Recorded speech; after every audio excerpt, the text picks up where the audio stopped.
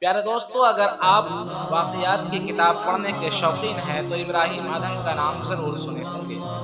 یہ تیسری صدی ہجری کے بہت بڑے بزرگ گزرے ہیں۔ اس کے بارے میں لکھا ہے کہ وہ بلخ کا بادشاہ بھی تھا، لیکن راتوں رات اس کی دنیا بدل گئی۔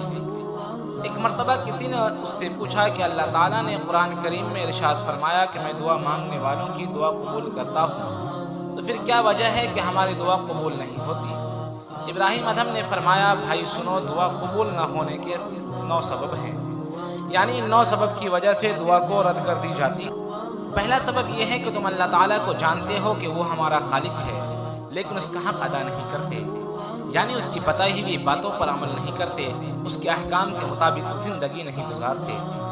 دوسرا سبب یہ ہے کہ رسول اللہ صلی اللہ علیہ وسلم کو پہچانتے ہو اور آپ صلی اللہ علیہ وسلم سے محبت بھی کرنے کا دعویٰ کرتے ہو، مگر آپ صلی اللہ علیہ وسلم کی پیروی نہیں کرتے، یعنی آپ صلی اللہ علیہ وسلم کے طریقے کے مطابق زندگی نہیں گزارتے۔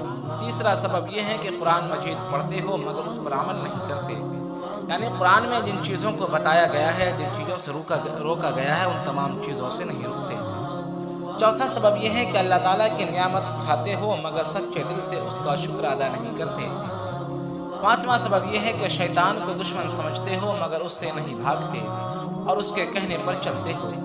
چھٹا سبب یہ ہے کہ دوسرے کے عیب ڈھونڈتے ہو اور ان عیوب پر نظر رکھتے ہو۔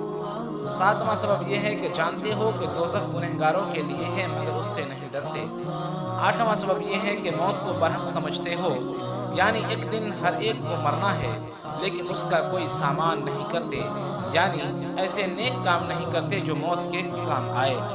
نواں سبب یہ ہے کہ اپنے پیاروں کو اپنے ہاتھوں سے زمین میں دفن کرتے ہو، لیکن اس سے نصیحت نہیں پڑھتے۔ پیارا دوستو، یہ تھی 9 سبب جس کی وجہ سے ہماری دعا آج قبول نہیں ہوتی ہے۔